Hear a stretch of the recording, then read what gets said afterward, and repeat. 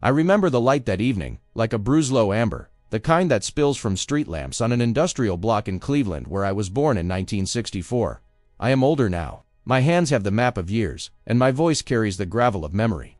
I speak as if from a theater balcony, narrating a life that unfolded in rooms, in alleys, in courtrooms and boardrooms, each stage lit and darkened by choice. The house where we grew up had a sagging porch and a television that always belonged to the moment.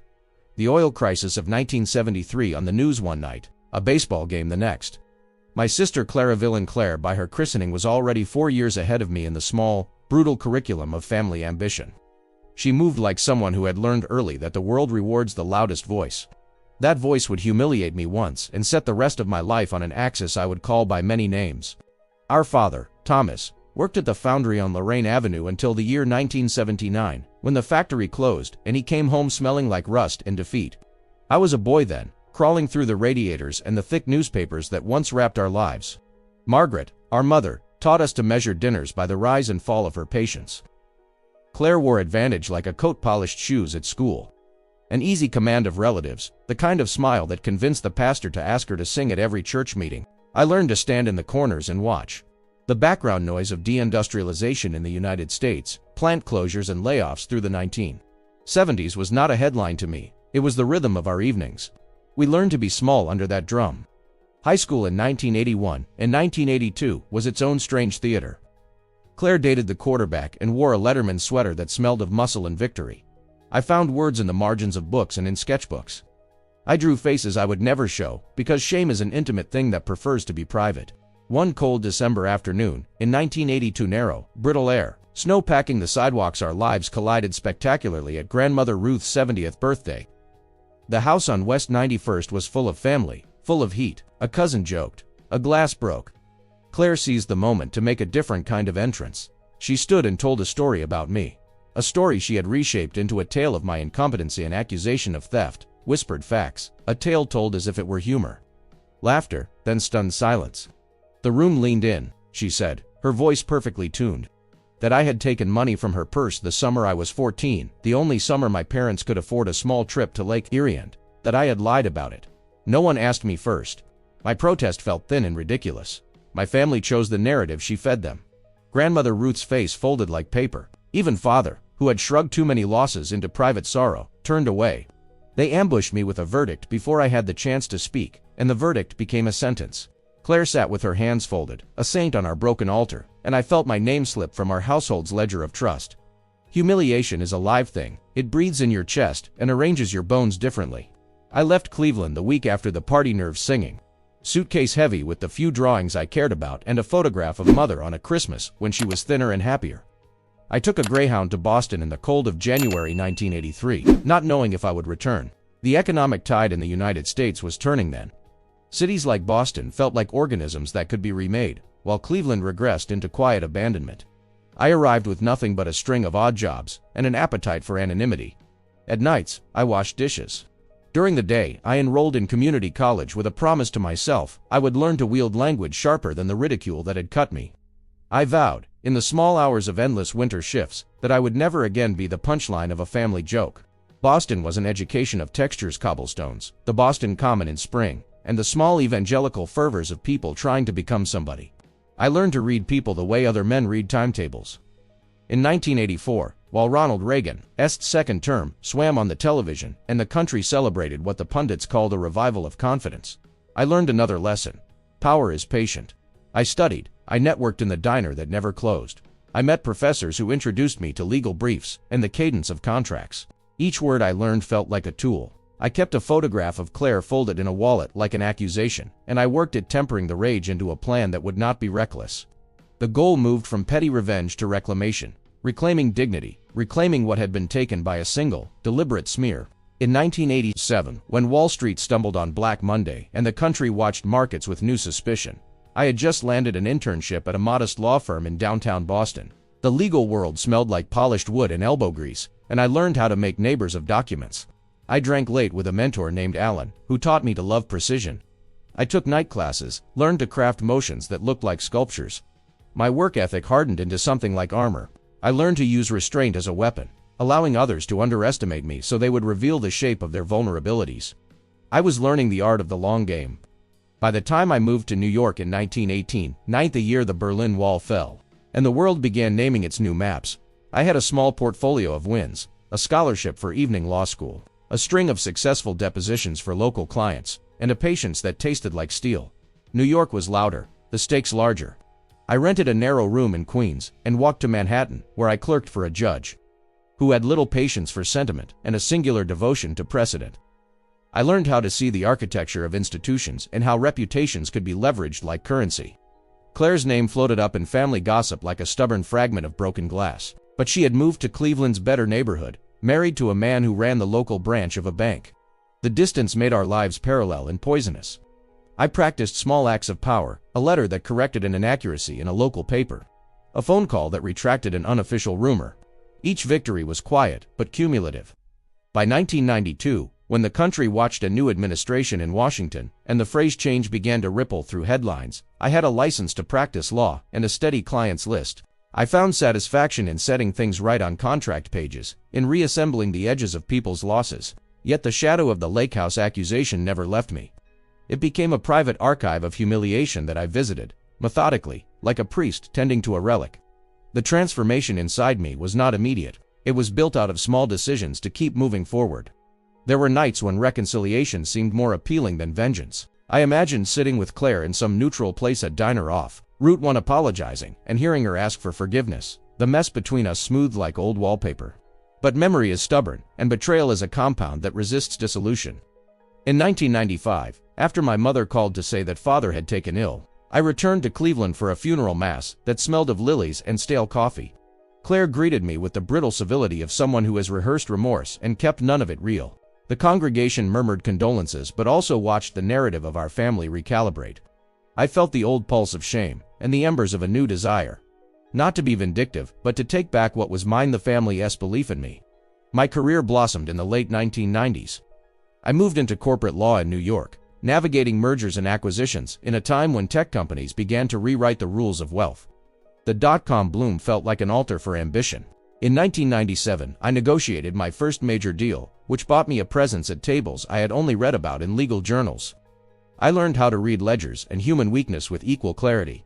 Money gave me choices. Choices gave me agency. There were quiet triumphs, reinstated reputations for clients. Shame turned into settlements. The paradox was that the more I succeeded, the more hollow the victories felt, unless they were measured against the one ledger that mattered: family, where the account had been closed against me by Claire's accusation. In 2001, the year the country watched the world tilt after the attacks of September, and that winter became the dividing line for a generation, my mother called me with a voice that belonged to another life. She said Claire was being considered for an appointment to the county's planning commission, a position that would cement her place in local power. I remember thinking about power in small towns. Appointments are less about competence and more about belonging. I wrote a letter, not of anger, but of correction, challenging an old rumor about Claire's business dealings that I had uncovered in the paper trail of municipal filings. The letter was formal. It sought facts. It arrived like a pebble into still water and broke nothing at first. But the ripples were inevitable. There came a turning point in late 2005, a year when the national conversation about accountability and privilege was changing as documentaries and newspapers peeled back small-town facades. Claire had grown more confident. Her marriage, from my distance, seemed stable. She ran a foundation that staged charity galas at the old country club, lending her name to causes and polishing her public image. I watched the invitations in the local paper and felt an old ache resurface. I had amassed connections, legal leverage, and the modest infrastructure of influence. That year I began to build a case, not only in court, but in the court of public opinion. I filed records, uncovered irregularities in grant allocations, and assembled witnesses who remembered details my family pretended never happened. My work was clinical and, in private, brutal. I cultivated Alley's journalists with a taste for small-town corruption, a former accountant for the foundation who had grown tired of being ignored, and a software expert who could trace money the way a hunter tracks scent. I learned that truth is often granular. It requires patience to collect each grain until you have enough to make a mountain. I kept my identity guarded in the press, letting inquiries appear as the work of a coalition, rather than a single aggrieved brother. Revenge in my plan was not about spectacle. It was about the slow unspooling of narratives and the reallocation of power that Claire had used to shape truths. I told myself this was justice. I told myself I was reclaiming dignity. But the longer I wove the net, the more it tightened around me personally. In 2007, I lost a relationship that had been the only soft place in my adult life. My partner Lena, a teacher I met through a legal outreach program, could not live inside a life that revolved around quiet sabotage. No matter how I dressed it up as righteousness, we argued in a small apartment over the East River, and she asked me, "When will it be enough?" She wanted me to let go. I could not. The past had become an engine that fed on every present. The sacrifices multiplied. Missed birthdays, silenced calls to mother, a voicemail that sat unread because the truth I sought had to be complete before reconciliation could even be considered. In late 2009, as the nation knelt under the weight of the Great Recession, banks failing, headlines full of foreclosures, my campaign for truth gained momentum. Funding irregularities in Claire's foundation were exposed by a diligent reporter in a regional paper. The piece had my fingerprints all over it without my name. The local bank froze several accounts. Donors began asking questions. Claire's network, once seamless and confident, began to fray. She sent a terse email that read like a warning, a single line that implied consequences for those who pried. I felt something old and new at once: vindication and a cold, unexpected fear. Accountability is not a clean instrument. It cuts both the guilty and the innocent who stand too close. A family meeting convened in January of 2010 at the old house on West 91st. The living room smelled like lemon oil and the past. Father's portrait hung crooked. Margaret had tried to straighten it with trembling hands. Claire arrived with a posture of documented calm, husband in tow. I walked in with a stack of red folders, copies of bank statements, memos, sworn affidavits.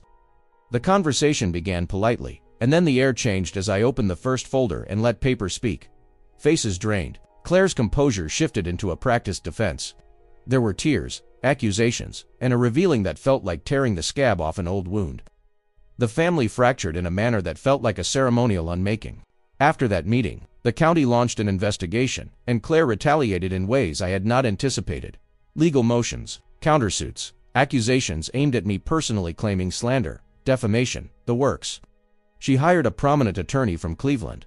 There were whispers that she was connected to a judge by way of marriage and social evenings. The small legal battles grew costly and raw. I had to sell a modest apartment in Queens to cover fees. The public noticed our fight. It became a parable about family and power in local bars and in the online commentary of small city forums. I felt the old wounds reopen with every headline. Yet even surrounded by the rubble of lawsuits and public crosstalk, I felt closer than ever to a resolution I had orchestrated for years. Still, there were things I could not control.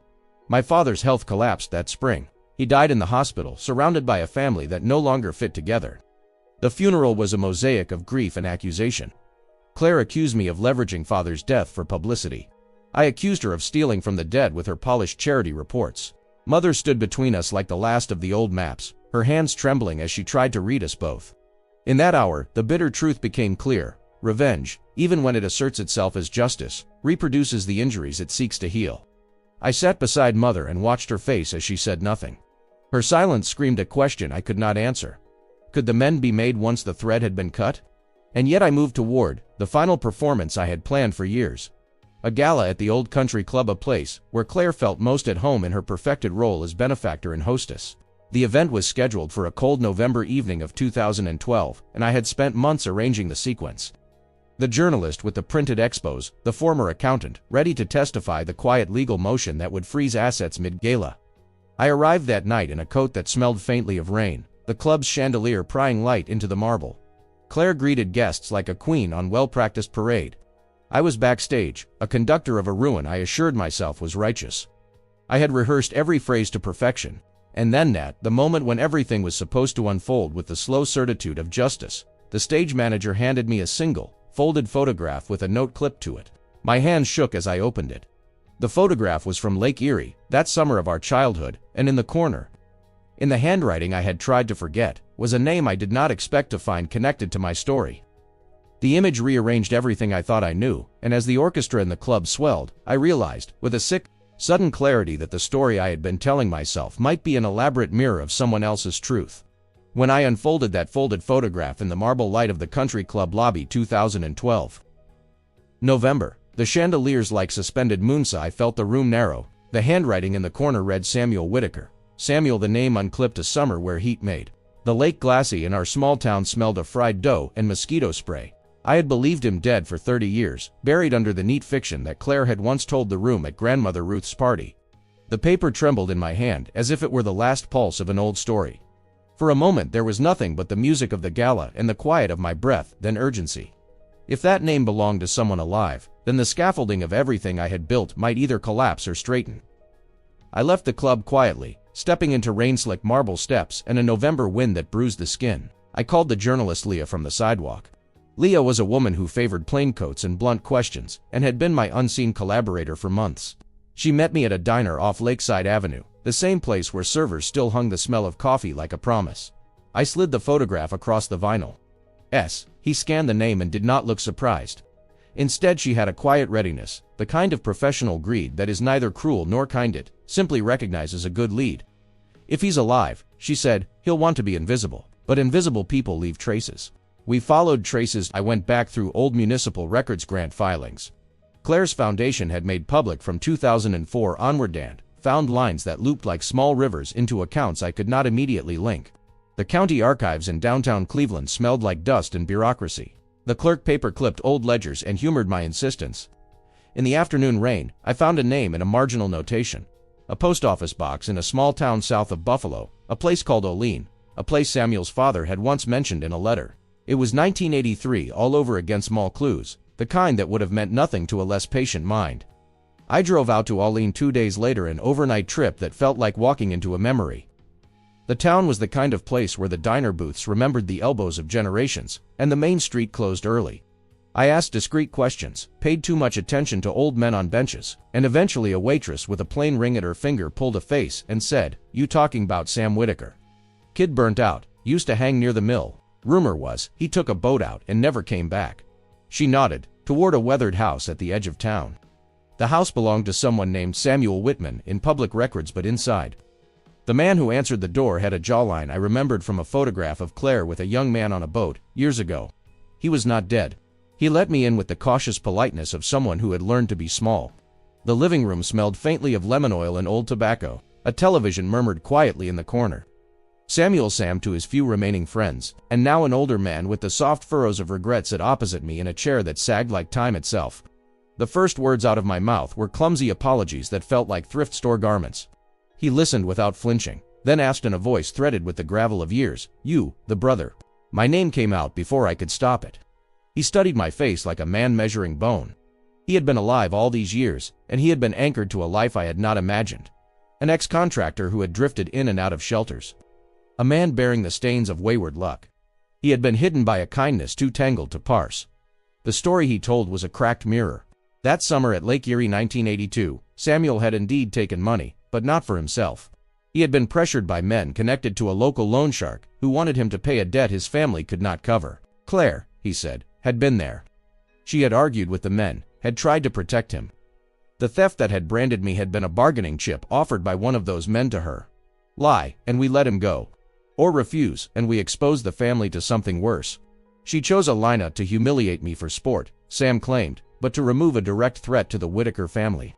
The account Samuel handed me yellowed receipts, a scrap of ledger with handwriting I recognized as Claire's did, not simply exonerate me. It reframed the event into a painful, complicated mercy. Hearing that nuance unspooled decades of anger into something like pity. The foundations I had set in New York, my campaigns, legal motions, public exposures felt simultaneously justified and monstrous. If Claire had lied, it had been a sin of protection rather than malice. But protection undergrounded in deception could be as destructive as open betrayal. Sam's voice shook when he explained he had left town because he could not bear what he'd caused in our family. He had taken a new name and a new life, thinking it would be simpler to die socially than to live with the aftermath. His reappearance complicated the tidy morality I had fashioned. If I exposed Claire, I'd be destroying a lie that had kept someone safe. If I forgave, I'd be leaving corruption unchecked. Leah taped our conversation and cataloged documents with a patience that felt like prayer. Back in Cleveland, I met with the former accountant of Claire's foundation, Marcellus, who had been wary of speaking, but once he saw Samuel, his mouth opened like a sluice. He produced spreadsheets with dates and signatures that nudged the narrative out of rumor and into fact, misallocated grants, phantom contractors, payments routed through shell entities. Among the files was an email chain from 2008 that hinted at a hush money transfer. Claire had used the foundation's name to smooth over liabilities. The evidence I had accumulated over years was not merely personal retaliation, it revealed institutional rot. A new ethical current ran through my veins. The plans I had made to humiliate Claire on the stage felt suddenly small, next to the structural consequences of the truth. I sat in my one-room apartment in Brooklyn that night. 2013 was bending into early December and thought of Father's portrait hanging crooked in our old house. I remembered how he had turned away at grandmother Ruth's party, how he had been both weak and merciful in his own ways. For the first time, I considered a different endgame, to set the record straight in a way that protected those who needed protection and punished misappropriations that harmed the many. The idea felt more dangerous than the simpler fuel of revenge. The gala came again, an informal hearing in velvet and watered wine. I arranged for Samuel to be present, and Leah to hold the recorder open. I had no illusions that Claire would crumble immediately. People do not surrender reputations easily. But when I stood and spoke, 2012 became the year of my worst theatrics, and my best restraint. I did not scream accusations so much as read truths. I let paper speak. I described entries, transfers, and concealments. I watched guests roll their eyes, whisper, and exchange nervous glances. Claire stood like a statue whose sculptor had been arrested mid-chisel. She moved with a composure sharpened by power. Then Claire spoke. Her voice was leveled, rehearsed, metallic with the calm of someone who had practiced absolution down to syllable placement.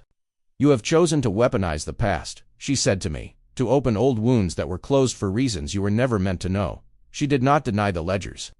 She framed her actions as necessary and ugly, but required triage so families did not fracture under the pressure of debt and predatory men.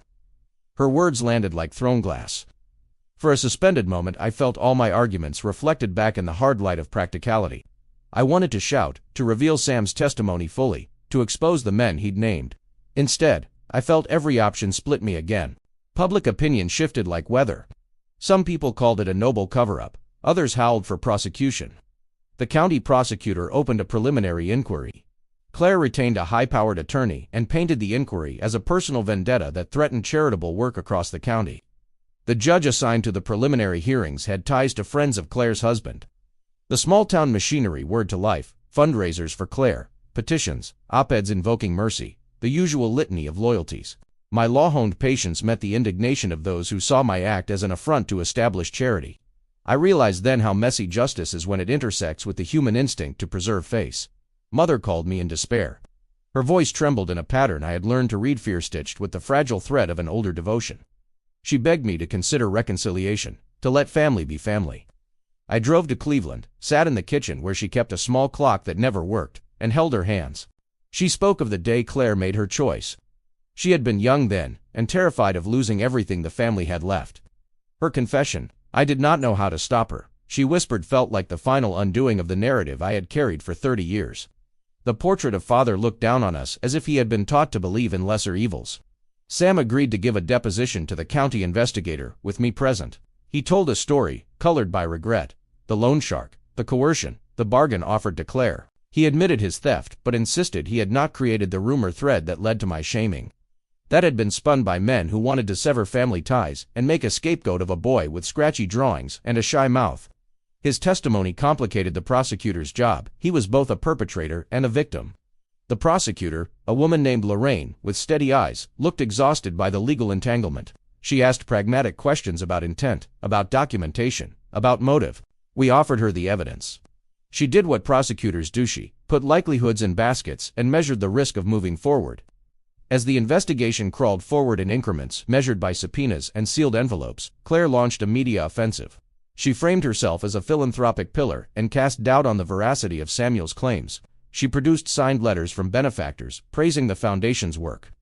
Donors wrote emotional pleas. The foundation's board people whose names were familiar in the small CD social pages issued conditional support. The county was split between outrage and a protective reflex that says, "Do not topple monuments without careful scaffolding." My law-honed patience met the indignation of those who saw my act as an affront to established charity. I realized then how messy justice is when it intersects with the human instinct to preserve face. In the late winter hearings of 2014, when snow turned Cleveland's edges into a pale hush, filings began to unspool more publicly. An audit of the foundation revealed discrepancies that could not be shouted down with warm testimonials. Claire's attorney moved to quash certain evidence as improperly obtained. The court debated admissibility. I watched through glass as Claire testified. She spoke with a voice that contained a chisel of bitterness. She could not entirely let me off the hook for the pain I had felt at her hands, even as she defended the breadth of her choices. Her testimony was not a theater of vindication, but a portrait of someone battered by the choices she had made in the press of necessity. Outside the courthouse in March of 2014, a woman I had known only from Sunday church greeted me and wept. "You were always the quiet one," she said. "And you deserved better than that." The community's whispers had shifted into conversations. Some offered me apologies, some offered me cold shoulders. My public persona, the man who had dismantled a charity, the man who might have broken a sister, was now a complicated patchwork on local radio and in comment threads. I felt both vindicated and bereft. The legal victories did not stitch up the small private wounds. They simply moved furniture around a house still smelling faintly of smoke. Then Claire did something nobody forecast. She asked for a private meeting at the hospital where Mother had been admitted with pneumonia in the spring of 2014. I found her sitting by a window with a cup of tea, face exhausted in a way no courtroom could fully render.